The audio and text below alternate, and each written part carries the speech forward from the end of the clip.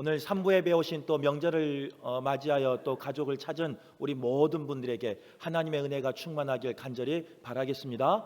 우리 옆에 분들과 즐겁고 풍요로운 은혜로운 명절 되길 바랍니다. 인사 한번 하겠습니다.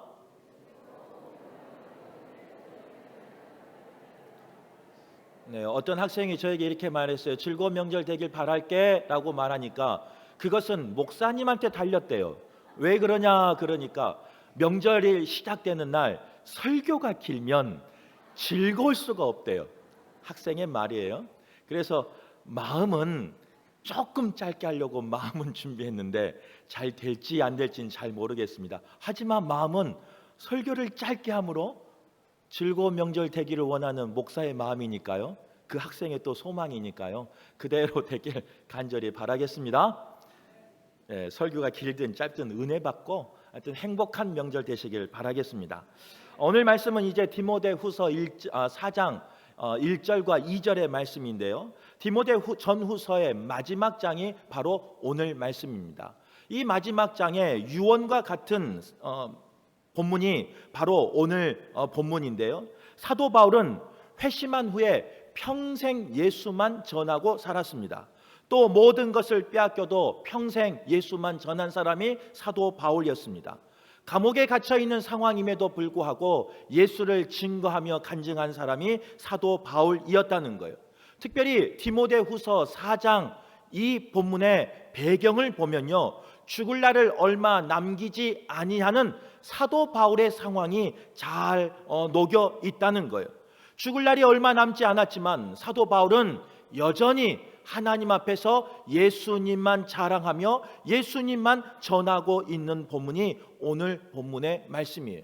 마지막 때가 돼서 아는 사람들에게 또 사랑하는 아들과 같은 디모데에게 그리고 성도들에게 편지를 쓰는데 자신의 필요가 이러이러하다라고 말할 법도 합니다. 그동안 내가 이렇게 살았다라고 말할 법도 합니다. 그러나 그 모든 것보다 사도 바울은 예수님에 대해서 증거하고 있다는 거예요. 바라기는 그 사도 바울이 전한 예수 그리스도가 나의 신앙 고백되는 그런 성도 되시길 간절히 바라겠습니다. 오늘 본문에서 사도 바울은 어떤 예수님을 전하고 있을까? 그 첫 번째는요, 심판하실 예수 그리스도에 대해서 말씀하고 있다는 겁니다. 더 정확히 말하면 살아있는 자와 죽은 자를 심판하실 예수 그리스도에 대해서 오늘 본문은 사도 바울을 통해서 이야기하고 있는 걸 볼 수 있어요. 근데 오늘 이 말씀을요, 살아있는 자와 죽은 자를 심판하실 예수님, 어서 많이 들어본 문구 아니겠습니까? 성경 구절 아니겠습니까? 조금 전에 읽었던 말씀이에요. 조금 전에 읽었다 그러니까 성경 본문을 우리 목사님이 읽은 걸 생각하시는데 그렇지 않아요. 물론 그 본문에도 읽었어요. 하지만 우리가 매주 예배하는 동안 사도신경을 통해서 우리의 신앙을 고백하며 예배를 시작합니다. 그 고백 가운데 거기로부터 살아있는 자와 죽은 자를 심판하러 오십니다 하며 매 예배 때마다 고백하는 신앙 고백이 바로 이 고백이라는 거예요. 우리가 알고 있는 것처럼요, 히브리서 9장 말씀에 보면 사람은 태어났으면 한 번 죽은 것이 정해졌다는 거예요. 그런데 죽음 이후의 삶이 끝나는 게 아니에요. 죽음 이후에 분명히 우리에게 심판이 있다라고 히브리서 9장은 우리에게 증거하고 있습니다. 죽으면 우리의 삶이 끝나는 게 아니라는 거예요. 모두가 죽으면 예수님 앞에 단독자로 설 것이고 가부간에 하나님 앞에, 예수님 앞에, 성령님 앞에 심판받는 자로 설 수밖에 없는 존재가 우리의 존재라는 거예요. 그래서 오늘 본문에 보면요, 살아있는 자와 죽은 자를 심판하신 예수님은 우리를 선악간에 우리의 삶을 심판하십니다. 또한 우리의 그 삶의 동기가 어디서부터 시작됐는지 분명히 심판하십니다. 우리의 믿음 생활이 어떠한지 하나님은 분명히 심판하신 분이십니다. 또한 우리의 삶 가운데 숨겨진 비밀이 있다면 그것을 들춰내시고 그것이 옳은 것인지 그것이 그른 것인지 분명히 심판하신 분이 예수 그리스도시다고 오늘 본문에 말씀하고 있다는 거예요. 예수님께서는요, 공생의 3년 동안 제자들과 함께 다니면서 제자들에게, 많은 무리들에게, 성도들에게 심판하실 재판장임을 증거하신 삶을 살았습니다. 마태복음 7장의 말씀에 보면요, 좋은 나무와 나쁜 열매에 대해서, 나쁜 나무에 대해서 이야기하고 있습니다. 이제 명절이니까 한번 질문 한번 해볼 거예요. 우리 이제 교회 학교 학생들이 많이 와서 예배 드리는데, 어른들은 잠깐만 참아주세요. 우리 아이들에게 질문해 볼게요. 우리 친구들의 질문을 잘 듣고 대답을 잘 해줘야 돼요. 얼마나 내가 똑똑하고 얼마나 내가 지혜로운지 오늘 성도들 앞에 증거할 수 있는 귀한 기회입니다. 우리 교회 학교 학생들에게 질문하겠습니다. 사과나무는 무슨 열매를 맺을까요? 2층이 뛰어나요. 예. 그러면 포도나무는 무슨 열매를 맺을까요? 네, 어릴수록 뛰어난 것 같아요. 아무튼 대답한 친구에게 하나님이 지혜 주셔서 쉬운 거든 어려운 거든 평생 막히는 문제가 없길 바라겠습니다. 그러면 이제 조금 수준을 높여서 우리 이제 학생들이 잘 대답했으니까 우리 어른들에게 한번 질문해 볼게요. 이제 우리나라 말고 좀 외국으로 가볼게요. 올리브 나무는 무슨 열매를 맺을까요? 네, 올리브. 망고 나무는? 맞아요.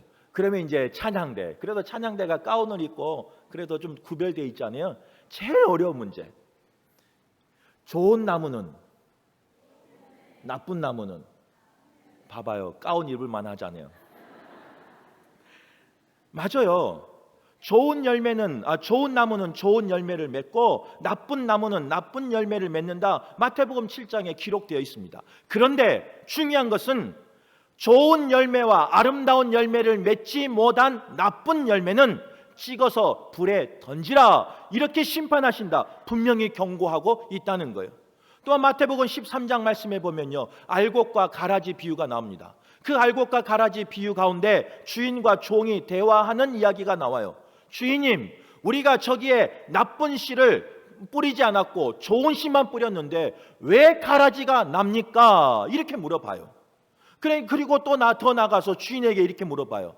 저 가라지가 보기도 싫고 저 가라지가 알곡 자라는데 방해가 되는데 우리가 가서 뽑아버릴까요? 이렇게 물어봐요.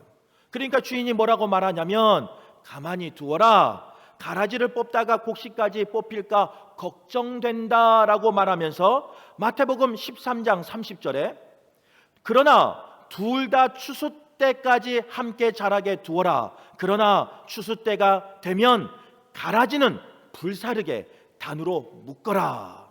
즉 추수 때가 되면요, 그때까지는 가라지를 그대로 두지만 구별하라는 거예요. 그리고 그것을 묶어서 불태우라, 이렇게 말씀하고 있다는 거예요. 어제 장례식이 있었습니다. 그 장례식 가운데 아침에 이제 차를 타고 갔는데 뒤에 앉은 권사님이요, 그 이제 차를 타고 저기 논이 황금색 그 논이 보여요. 황금빛 논이 보여요. 목사님, 저기 보면 삐죽삐죽 튀어나온 것이 피예요. 가라지라는 거예요. 저도 알죠. 그런데 그 권사님이 오늘 저 설교를 꼭 아는 것처럼 그 피에 대해서, 가라지에 대해서 이야기하더라고요. 그런데 가라지가 어떤 논에는 듬성듬성 났는데 어떤 논에는 세상에 반 이상 가라지가 피었어요, 자라고 있어요, 이렇게 말하는 거예요. 그것을 보면서요, 오늘 본문의 말씀, 오늘 설교를 생각하는데, 혹 저기 반 이상 피어버린 저 논의 가라지가 나의 마음이 아닐까, 우리 교회의 모습이 아닐까 하면서 걱정을 했어요. 하나님, 바라기는 저기에 피어있는 저 가라지의 모습이 우리 교회가 되지 않게 도와주시고 우리 성도가 되지 않게 도와주시고 말씀을 전하는 제가 되지 않게 하여 주옵소서. 잠깐 기도하는 시간을 가졌어요.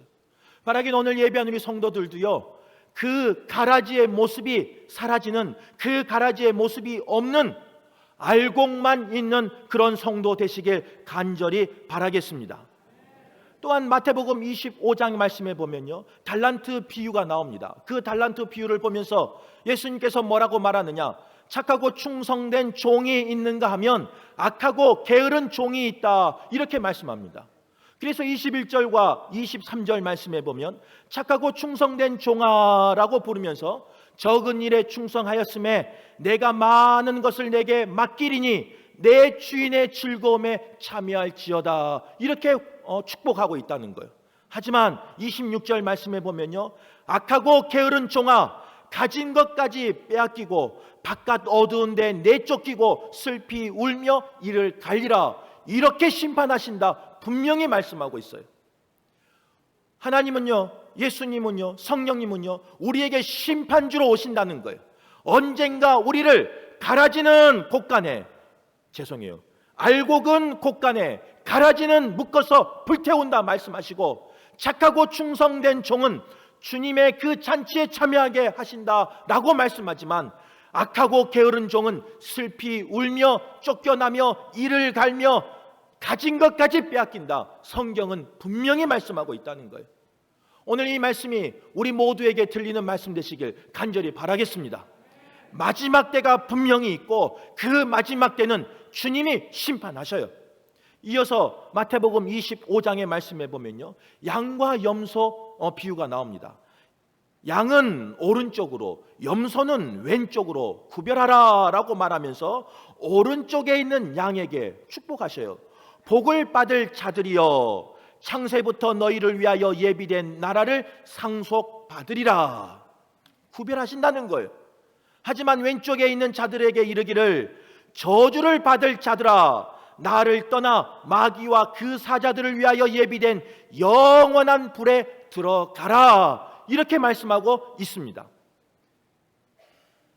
살 때는, 우리에게 생명이 있을 때는요, 가라지와 알곡이 같이 거할 수도 있어요. 양과 염소가 같이 거할 수도 있어요. 좋은 나무와 나쁜 열매가, 나쁜 나무가 같이 거할 수도 있어요. 하지만 언젠가 주님 앞에 섰을 땐 어느 누구든 그 앞에서 심판받는다는 거예요. 어느 누구든 그 앞에서 나의 삶을, 나의 믿음을, 나의 고백을, 나의 신앙을 낱낱이 들춰지며 하나님 앞에 심판받는다 분명히 말씀하고 있어요. 오늘 예배한 우리 성도들이요, 그 심판을 기억하며 살아가는 저와 여러분 되시길 간절히 바라겠습니다. 이렇게 말씀 전하니까 꼭 이것이 우리 이야기가 아닌 것처럼 들릴 때가 있습니다. 꼭 이곳이 심판받을 자가 없는 것처럼 생각할 때가 있다는 거예요. 그 심판받을 자, 그 불에 던질 자, 그 이를 갈며 어둠에 내쫓길 자, 가진 것까지 빼앗길 자, 그 자들이 우리는 아니고 다른 사람인 것처럼 우리는 생각할 때가 있다는 거예요. 그러나 그렇지 않아요. 이렇게 말씀 전하니까 저는 꼭 의인인 것처럼, 그 알곡인 것처럼, 충성된 종인 것처럼 그렇게 생각될 수가 있는데 그렇지 않다는 거예요. 말씀을 전해도 때로는 우리가 심판대 앞에 설 수밖에 없는 자임을, 또 말씀을 들어도 우리 모두가 심판대 앞에 설 수밖에 없는 자임을 기억하는, 그래서 내 삶을 정결함으로, 내 삶을 구별함으로 살아가는 저와 여러분 되시길 간절히 바라겠습니다. 조금 전에 이야기했던 그 논밭에 가라지가 있었던 그 논이 외국에 있는 논이 아니에요. 타 지역에 있는 논이 아니에요. 광양에 있는 논이라는 거예요. 중요한 건 광양 가운데 심지어 가까이에 있는 논이에요.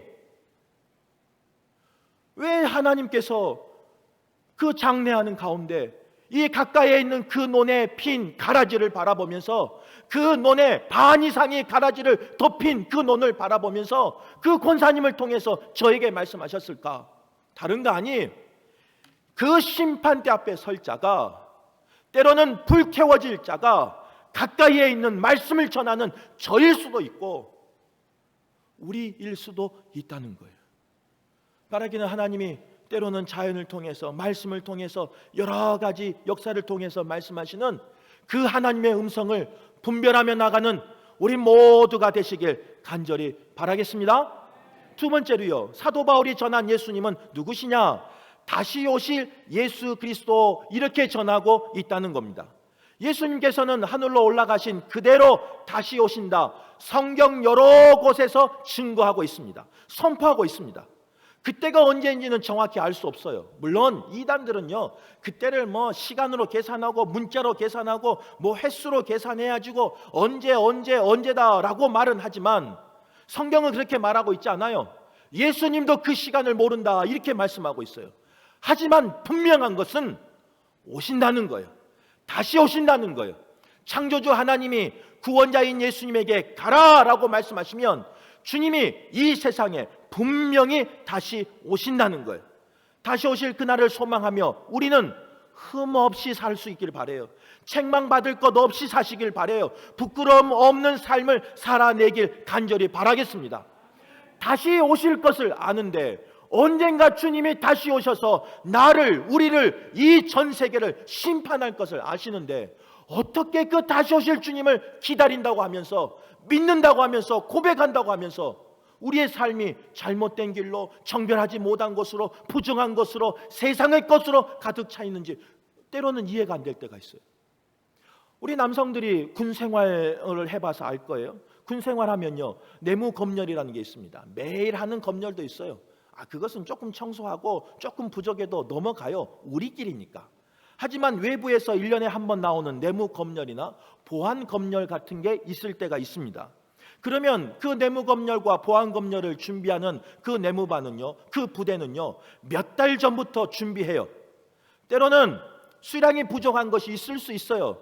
이거는 국가 기밀인데요, 부족한 것은 이상하게 검사하는 날 다 맞춰줘요. 왜 그런 줄 아세요? 다른 부대에서 가져와요. 이제 이게 좀 좋지 않은 모습이지만 어쨌든 가져와서 그 수량은 다 채워져요. 준비한다는 거예요. 언제 검열이 오니까 그때까지 수량이 채워져야 된다는 거예요. 그러면서 때로는 좋지 않은 모습이지만 그 수량을 채워 넣어서 그 검열을 넘어가게 한다는 거예요. 또 보안 검열이 나오면요, 문서나 그 보안에 위반된 그 사진들을요 천장 텍스에 숨기기도 하고 때로는 비닐에 싸서 땅에 묻기도 하고요. 그런 여러 가지로 준비합니다. 바닥 청소는 물론이고 창틀, 심지어는 형광등 위까지 청소를 해요. 보안 검열이 오고 내무 검열이 온다고 하니까. 그런데 가끔 여러 가지 이유로 검열에 불합격될 때가 있습니다. 그래서 재검열을 언제까지 온다 아니면 재검열을 불시에 오겠다라고 말할 때가 있습니다. 그러면요 그 부대는 이제 발칵 뒤집혀요. 언제 다시 올 그 재검열을 모르지만 그 재검열을 위해서 준비한다는 거예요.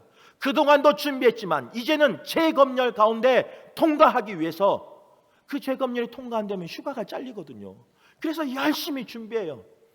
있는 것 없는 것 체크리스트를 만들어주고 이거는 됐나 있나 없나 하나하나 체크하면서 철저하게 준비한다는 거예요. 군생활만 그런 게 아닙니다. 우리 가정생활 가운데 예배생활도 마찬가지예요. 이제 구역예배가 한 달 동안 방학 기간을 끝나고 새로 시작하지 않았습니까? 그 구역예배의 모습만 봐도 그런다는 거예요. 구역예배 드릴 때요 여러 가지를 준비해요. 청소도 하고 간식도 준비하고 때로는 말씀도 준비하면서 준비하는 걸 볼 수 있어요.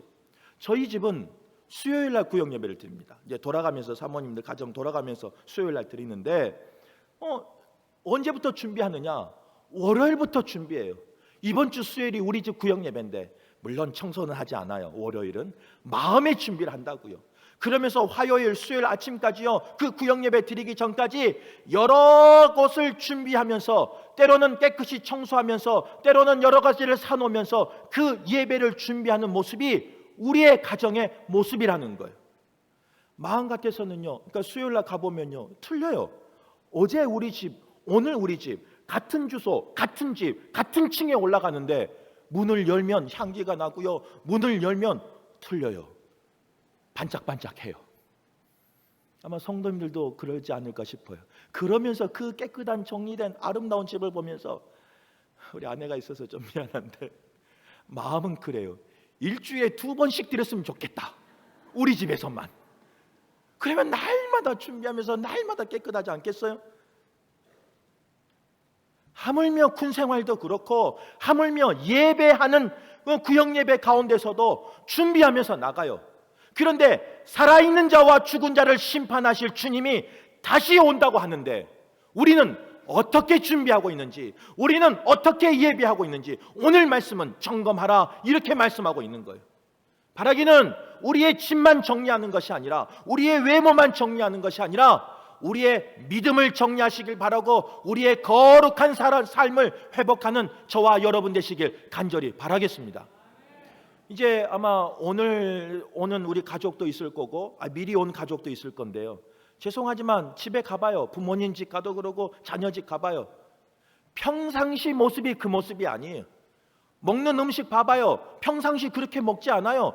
부모님이 왔기에 특별히 준비하고 자녀들이 왔기에 특별히 준비한다는 거예요. 명절만 해도 이렇게 준비해요. 죄송한데 부모님이 그것만 준비한 줄 아세요? 자녀들이 그것만 준비한 줄 아세요?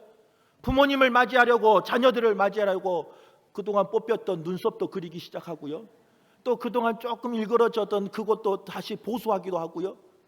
그러면서 준비한다는 거예요. 그런데 심판자, 살아있는 자와 죽은 자를 심판하신 주님이 분명히 다시 오신다, 우리에게 말씀하고 계시는데, 우리는 그 주님을 맞으려고, 그 주님을 예비하려고, 그 주님 앞에 서려고 무엇을 준비하고 있냐고요. 바라기는 이번 명절이요, 우리의 외모만, 우리의 겉모습만 준비하는 것이 아니라 우리의 마음도 정결하게 거룩하게 준비하셔서 언제든 주님을 맞이할 수 있는, 언제든 그 심판대 앞에 섰을 때 두렵고 떨리지 아니하는 저와 여러분 되시길 간절히 바라겠습니다.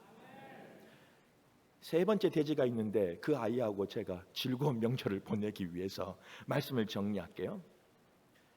심판에 대해서 지난주, 이번 주 이어서 두 번 이제 말씀을 전하니까, 또 죽음에 대해서 이야기하니까 우리 성도님들의 표정이 그렇게 밝지 않아요. 얼굴 표정이 좋지 않아요. 그런데 우리 금요기도에 오신 분들은 잘 아실 거예요.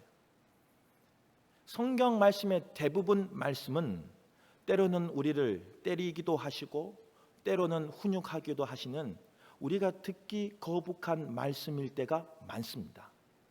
하지만 그 말씀이요, 우리에게 때로는 힘이 되고 약이 되고 구원의 길로 인도하는 복된 말씀이라는 거예요.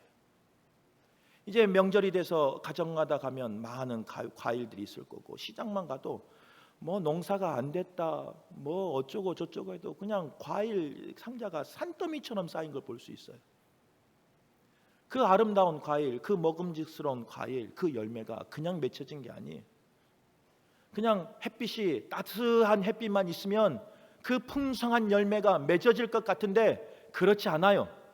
햇빛만 있어서는 되는 게 아니에요. 때로는 비바람이 있어야 돼요. 때로는 그 비바람 가운데 이기는 과일이, 열매가 있어야 된다는 거예요. 그것이 더 맛있어요. 그것이 더 귀해요. 그것이 더 아름다운 열매예요.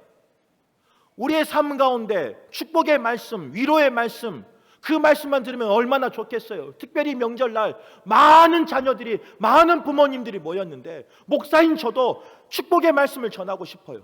그러나 금요기도회 때 말씀 전하는 것처럼 그 모든 말씀은 궁극적으로 우리에게 복을 주시는 말씀이에요. 그 심판의 말씀이 너 그러니까 뭐 죽어라, 너 그러니까 심판 받아라, 너 그러니까 슬피 울어라, 이런 게 아니에요.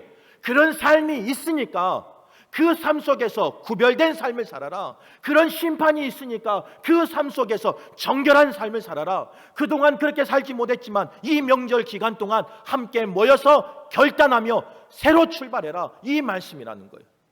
바라긴 오늘 예비한 우리 모두가요, 이 말씀을 나에게 주신 하나님의 음성으로 들리길 간절히 바라겠습니다.